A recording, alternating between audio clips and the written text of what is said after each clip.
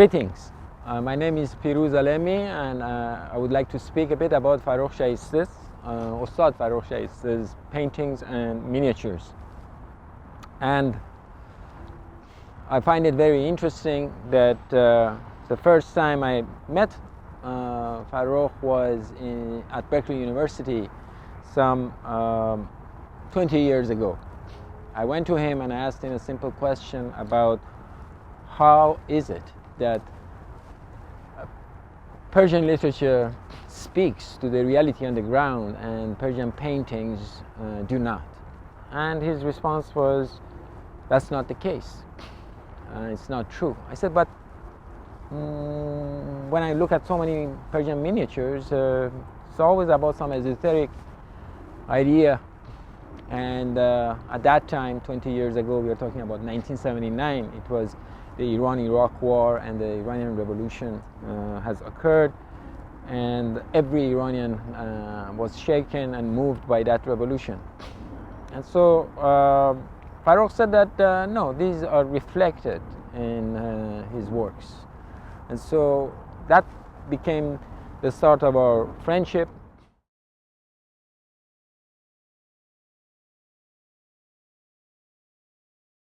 We come across elements that are very difficult to put in words. In a way, it would be like saying, can you speak of music notes? And it is a difficult matter because in Farrokh's work, we have a combination of issues pertaining to rational issues and passion mixed together. This synthesis, I wouldn't call it a synthesis, this conflict, this passionate conflict of how to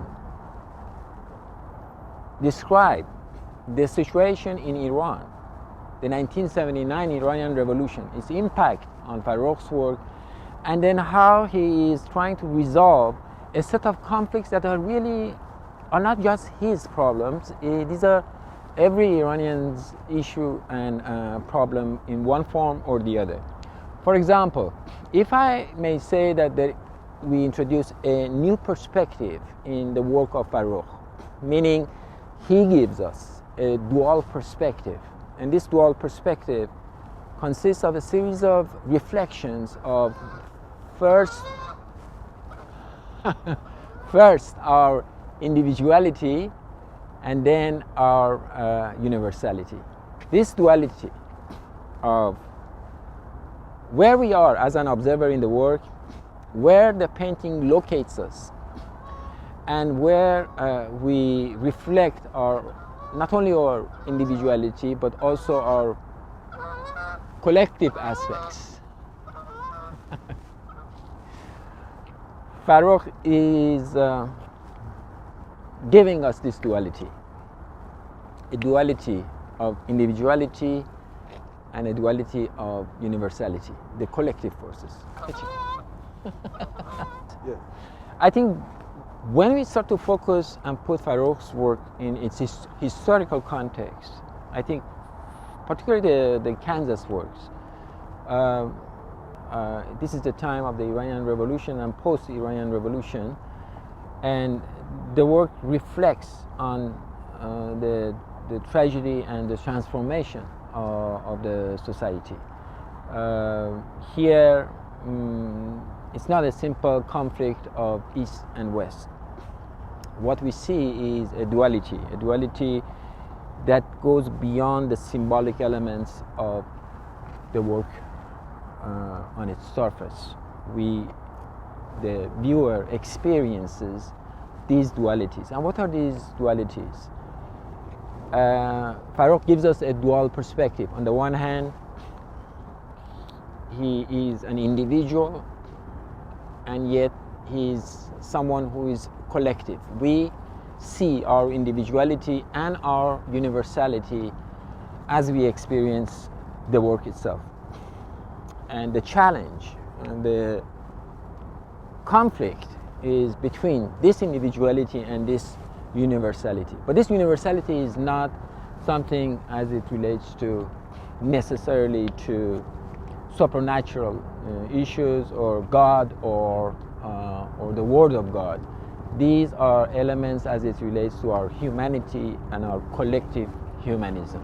The second element of these dyads, these reflections in Farrokh's work, pertains to elements of force and consent. The same elements that exist within the relationship of state and civil society is being reflected in the painting itself.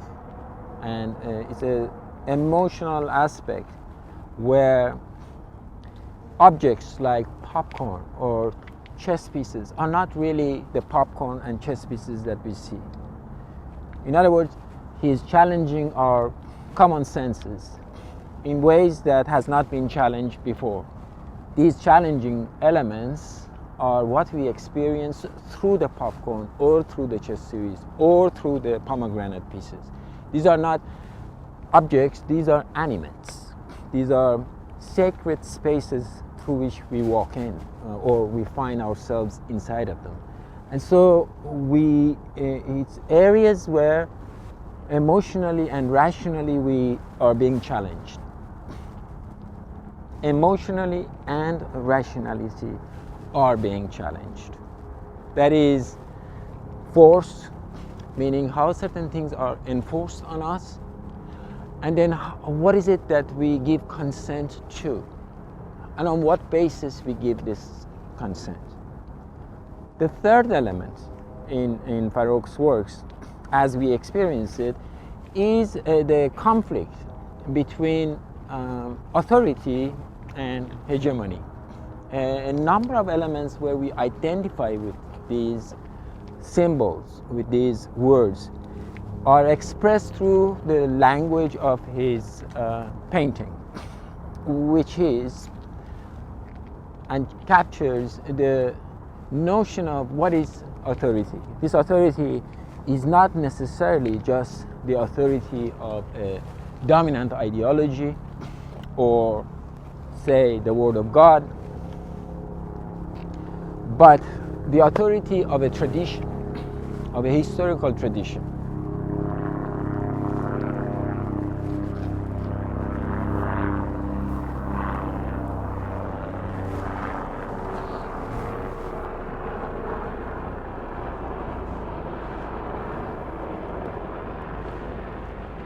Like, where do we find ourselves in a tradition of war, a tradition of technology, a tradition of the new era that we are born into?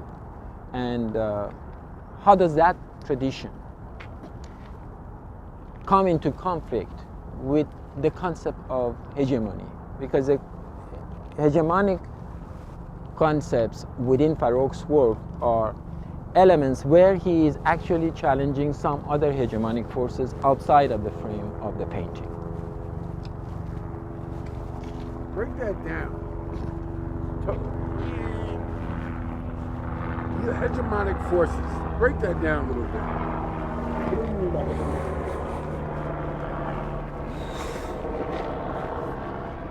Just define what you mean by hegemonic. Make it more layman's terms. Okay. Like, enter a definition of hegemonic means after you say hegemonic. That's a little bit more layman's term. I think when I say hegemonic, the language of hegemony is very similar like to jazz music. In jazz music, we know that the African Americans challenged the status quo. They transformed the given system through their music. We see the same thing in Farrokh's work. The language of his painting, the way we experience that painting, has certain similarities with jazz, with blues, with spirituals. That history of African American soul and tradition is being combined with the history and tradition of the Persian miniature.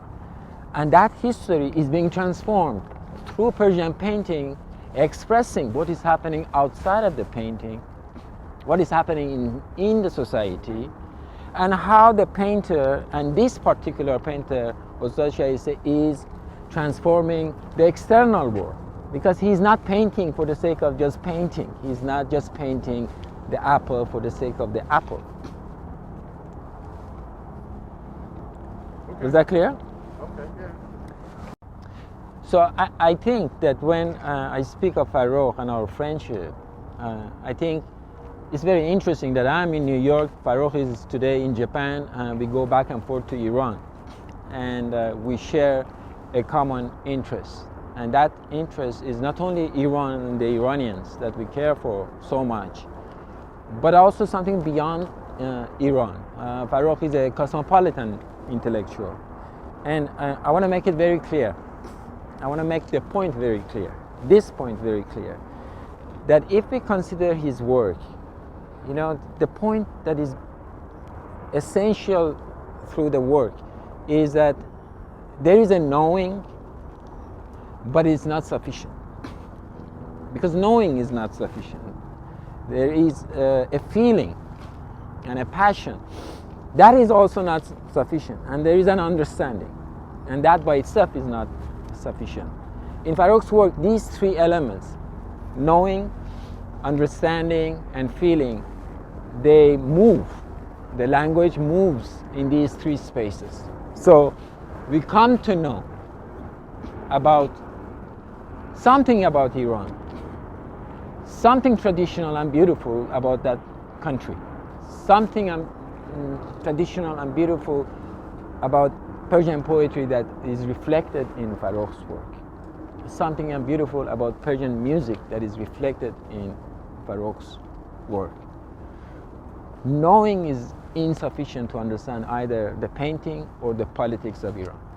There should be a passionate engagement, and Farrokh is affected, completely affected by the Iranian Revolution and what has happened to the situation of the Iranian women, to general rights and liberties that many Iranians fought for.